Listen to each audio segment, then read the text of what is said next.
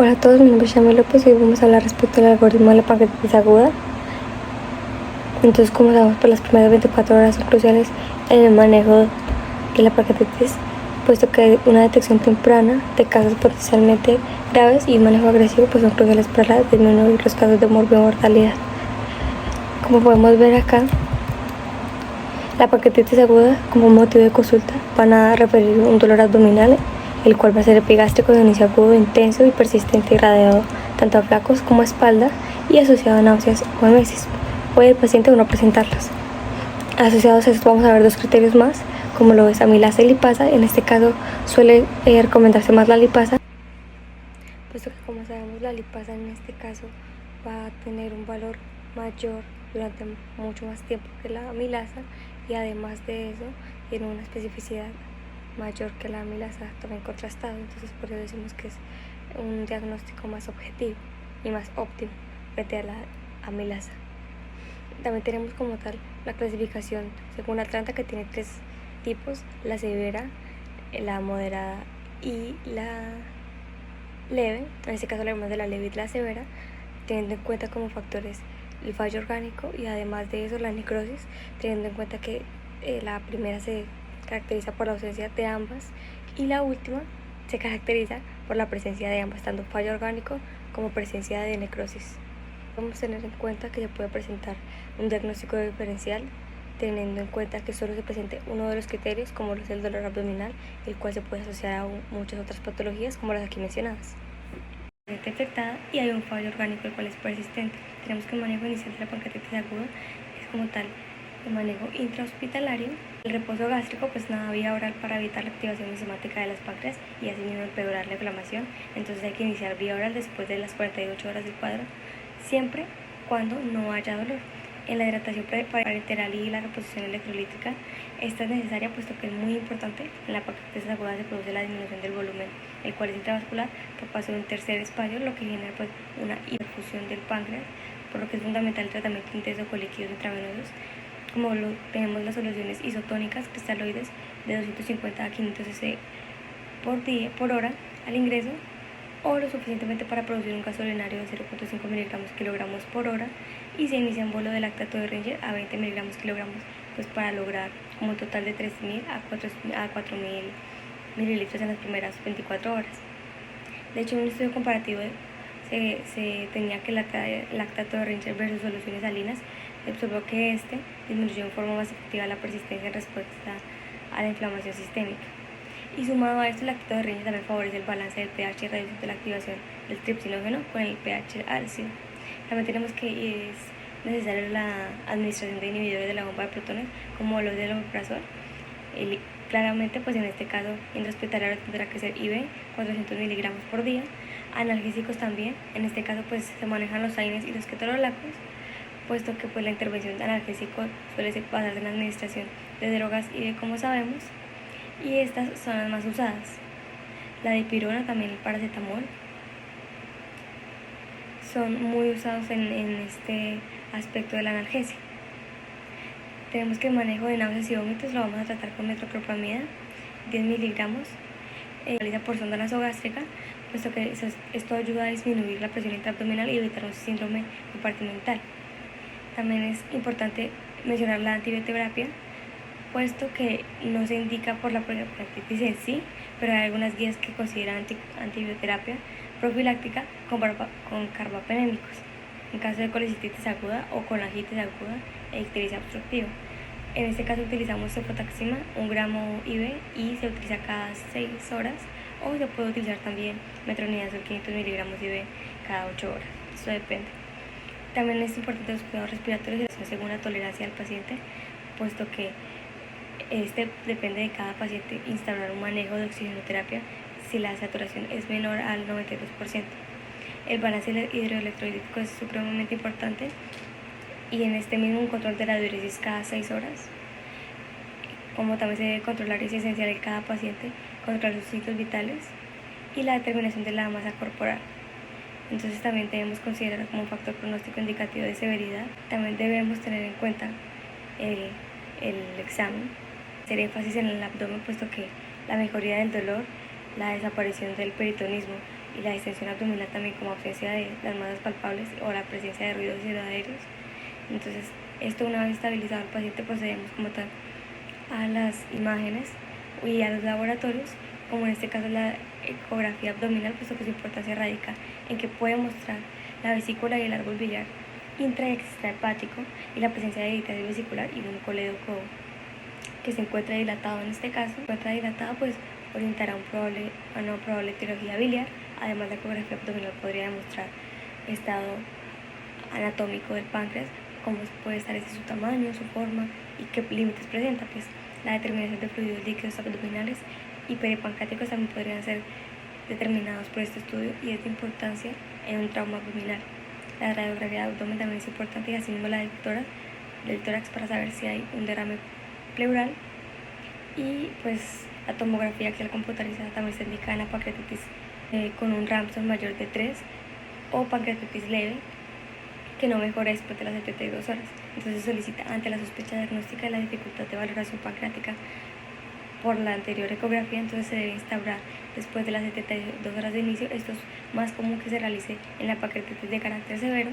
Y la tomografía abdominal dinámica, pues que es contrastada. Este es el gold estándar, como ya lo digo, para el diagnóstico clínico de la pancreatitis aguda y valorar su gravedad, porque pues permite observar el estado morfológico de estructuras del páncreas y si hay o no correcciones. Un hemograma también será esencial en este caso, puesto que, como vamos a ver, si hay alguna infección, se van a alterar la línea blanca de este. Un perfil hepático completo, como los bilirrubinas total. No podemos olvidar las bilirrubinas directas e indirectas. La fosfatasa alcalina también es importantísima, la función renal, electrolitos, glucemia, entre otros. Ya una vez obtenidos los resultados del laboratorio después de las 48 horas, debemos definir un criterio de gravedad. Hay un criterio, como lo pueden ver en los anexos, donde vemos una tabla de Ramsson y la tabla de Apache y la de Baltasar, donde vemos que un Ramsson mayor de 3 puntos, un Apache mayor a 3 puntos y un índice de Baltasar nos va a orientar hacia el mejor manejo. También posterior a esto vamos a tener que identificar la etiología. Esta puede ser litiasis, donde vamos a ver que hay un cuadro ictérico y de febrícula, y en la ecografía pues nos lo va a confirmar, o también en el TAC, que es el gol estándar en este caso. El tratamiento aquí va a ser una colecistectomía laparoscópica después de la resolución del cuadro como tal, o una CEPRE más papilotomía. Esto se realizará antes de las 72 horas, indicado más que todo en la pancreatitis, que es de carácter severo, más una falla multiorgánica como lo mencioné antes. También hay un origen alcohólico, pues este tiene una resolución espontánea de desintoxicación del paciente. Entre otros vamos a encontrar como los medicamentos, mientras que la pancreatitis grave vamos a ver que esta ya se entra a UCI. Está la diferencia entre la otra. El cuidado inicial va a ser muy parecido, pero también se tiene que tener en cuenta que en este cuidado intensivo pues tenemos que tener como una evaluación clínica, fisiológica y laboratoria pues del paciente, realizada en forma integral, la cual tiene que ser muy frecuente, constante. Una terapéutica pues basada, que sea rápida, que sea adecuada. También tiene pues que tener medidas generales ya pues detalladas en la pancreatitis, anteriormente en la leve. Una pues colocación de la vía venosa central también, con por lo menos 2 lúmenes, uno reservado para nutrición parenteral, y también tiene que contar con un dispositivo de medición de la presión venosa central, la cual será controlada a demanda mínimo cada 4 horas. La colocación de una sonda nasogástrica, ya se mencionó anteriormente en pancreatitis leve, y una colocación de sonda vesical para controlar la diuresis de forma horaria. Esta efectividad del soporte nutricional se consulta con criterios clínicos como el peso del paciente, como laboratorios como proalbúmina. La albúmina tiene un valor diagnóstico y pronóstico al ingreso, pero no es de utilidad para el seguimiento. Y la tolerancia también por residuo gástrico que tenga este paciente también, y la ausencia de distensión abdominal y dolor que se evidencie con el paso del manejo clínico que se le dé. Así vamos a ver que pues la absorción adecuada, con ausencia de diarrea, esteatorrea y pH de las heces, debe ser objetivamente frecuente. En caso de que estos requerimientos calóricos proteicos no puedan suministrarse completamente por vía enteral, lo que se dará es que está contraindicada y se debe recurrir a la nutrición, pues, en este caso parenteral. Pacientes con nutrición parenteral deben ser controlados estrictamente en cuanto a infecciones asociadas a este tipo de procedimientos. Se debe hacer un reporte de electrolitos, glucemia y perfil lipídico cada 74 horas, más que todos los pacientes que tengan comorbilidades. Los métodos auxiliares de diagnóstico, los que ya mencionamos anteriormente más otros, en este caso aquí los podemos ver en esta tabla, en la antibioterapia, en este caso ya es un poco diferente. También hay que tener en cuenta los criterios quirúrgicos y además de esto, en qué casos se puede o no utilizar la antibioterapia, puesto que es profiláctica o no. Hola, mi nombre es Felipe Cortés y hoy voy a hablar del algoritmo de diagnóstico para pancreatitis crónica. Pues claramente vamos a iniciar con una introducción del tema. La pancreatitis crónica pues es un proceso inflamatorio del páncreas en el cual el parénquima del órgano se va a ver modificado por tejido fibroso, lo que claramente va a resultar en cambios permanentes, ya sean a nivel del parénquima pancreático en sí o el ducto. Este cambio, esta modificación, va a llevar a una alteración de las funciones del páncreas. Como sabemos, pueden llegar a ser endocrinas y exocrinas. La pancreatitis crónica tiene unas principales características, en este caso es el dolor, un dolor crónico, el cual va a estar presente casi en un 83% de los pacientes, junto a otras características clínicas que ya pues, más adelante se van a nombrar, las cuales pues, van a ir dependiendo del grado de disfunción que tenga la pancreatitis. Entonces, ¿cuál es el panorama diagnóstico de pancreatitis crónica en Colombia?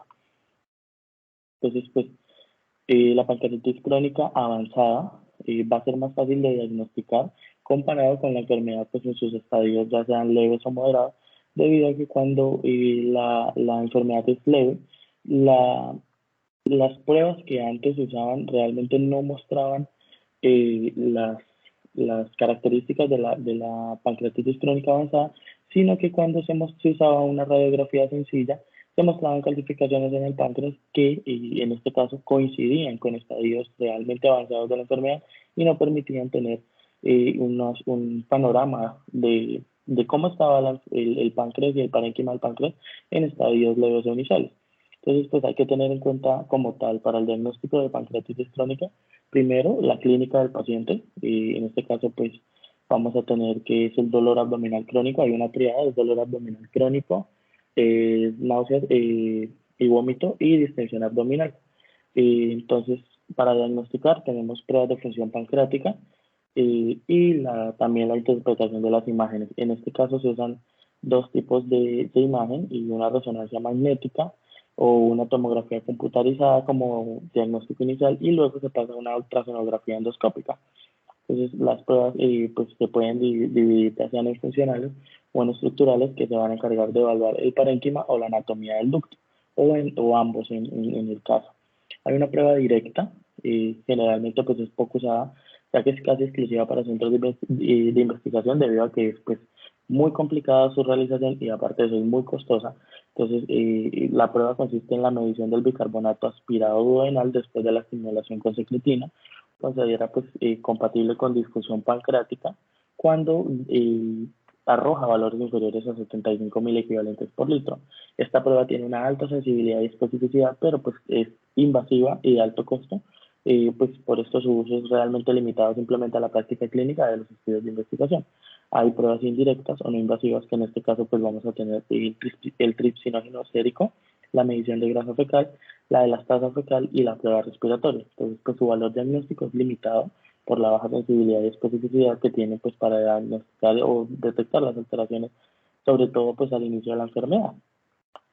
Hay otras que son las pruebas de estructura pancreática en sí, del parénquima en sí, y pues como tal vamos a tener lo primero, el uso de la radiografía simple de abdomen, pero como dije anteriormente, cuando se muestran calcificaciones en el páncreas es porque pues, el estadio está realmente avanzado y por eso esta prueba tiene una baja sensibilidad.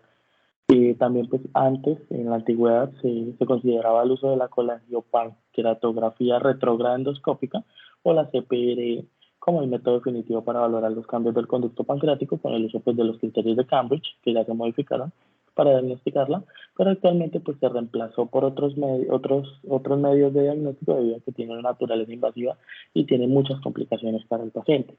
En este caso, pues tenemos una tomografía computarizada, es la primera línea para el algoritmo diagnóstico de pacientes con sospecha de pancreatitis crónica. Es fácil, es accesible y pues no es invasiva. Pues en sí el problema es que tiene un bajo rendimiento para diagnosticar pancreatitis crónica de leve a moderada y pues no tiene hallazgos concluyentes. Por eso si hay unos hallazgos concluyentes, se va a usar una resonancia magnética. Entonces, como tal, y empezamos con el algoritmo diagnóstico, vamos a encontrar que si el paciente tiene una clínica sugestiva para pancreatitis crónica, se le va a enviar un TAC o una resonancia. En este caso, si el resultado es no sugestivo, pues descartamos el diagnóstico y buscamos otro tipo de alteraciones pancreáticas. Pero si el resultado es sugestivo, pues vamos a realizar la ultrasonografía endoscópica, que en este caso y en la actualidad es el gold estándar, el método de diagnóstico con mayor sensibilidad que nos permite evaluar el parénquima pancreático como el sistema ductal y tiene la capacidad de detectar esos cambios tempranos y tardíos en la pancreatitis crónica. Entonces, el resultado cuando no es sugestivo usando la ultrasonografía endoscópica, claramente se descarta el diagnóstico, pero si es sugestivo, pues entonces vamos a revisar los criterios parenquimatosos ductales o de Rossmann. En este caso, pues vamos a ver los criterios parenquimatosos ductales o de Rossmann, donde podemos ver que hay una serie de alteraciones histológicas y morfológicas del parénquima o del ducto, y hay unos criterios menores y unos criterios mayores. En la tabla 3 pueden ver que el diagnóstico de pancreatitis crónica se da por tres cosas, ya sea un criterio mayor más tres o más criterios menores, un criterio mayor más un criterio mayor B, dos criterios mayores A. Ya cuando vamos a algo sugestivo de pancreatitis crónica, entonces tenemos un criterio mayor A menos a tres criterios menores y un criterio mayor B más tres criterios o más menores y más de cinco criterios menores.